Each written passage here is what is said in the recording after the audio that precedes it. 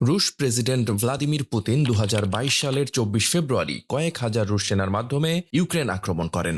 তবে ২০১৪ সালে রাশিয়া যখন ইউক্রেন আক্রমণ চালায় তখন থেকে ইউক্রেনের আভদিভকা একটি রণক্ষেত্রে পরিণত হয়। আর ২০২২ সালে রাশিয়ার ইউক্রেন আক্রমণের মধ্য দিয়ে শুরু হয় ইউক্রেন রাশিয়ার পূর্ণাঙ্গ যুদ্ধ।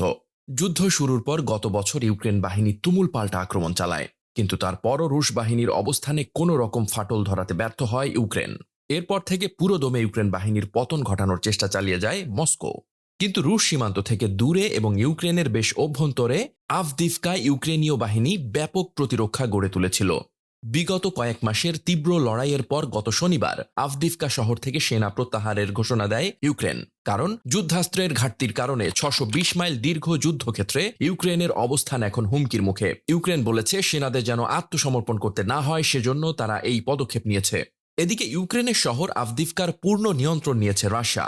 ইউক্রেন আভদিভকা থেকে সেনা প্রত্যাহারের পর গত রোববার এই ঘোষণা দেয় রাশিয়া। তবে রুশ কর্তৃপক্ষ বলছে ইউক্রেনের কিছু সেনা এখনও আভদিভকার একটি বড় জ্বালানির কারখানায় আত্মগোপন করে রয়েছে। কিয়েভ অর্থাৎ ইউক্রেন যখন সেনাবাহিনীতে নতুন সদস্য অন্তর্ভুক্ত করছে এবং দেশটির প্রেসিডেন্ট ভ্লাদিমির জেলেনস্কি যুদ্ধ পরিচালনার জন্য নতুন কমান্ডার নিয়োগ দিয়েছেন, ঠিক তখনই যুদ্ধক্ষেত্রে তাদের এই মর্মান্তিক পরাজয় ঘটল।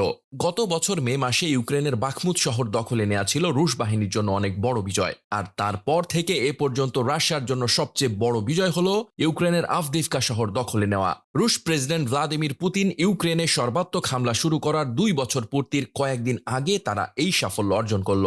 ভ্লাদিমির পুতিন আভদিভকার পতনকে গুরুত্বপূর্ণ বিজয় হিসেবে অভিহিত করেছেন। এই বিজয়ের জন্য তিনি রুশ সেনাদের অভিনন্দন জানিয়েছেন। রাশিয়ার প্রতিরক্ষা মন্ত্রণালয় ইউক্রেন রাশিয়া যুদ্ধে রুশ বাহিনীর অবস্থান সম্পর্কে বলেছে, বর্তমানে ১,০০০ কিলোমিটার এলাকা জুড়ে যুদ্ধ চলছে। তার মধ্যে ৮.৬ কিলোমিটার এলাকায় তাদের সেনারা এগিয়ে রয়েছে।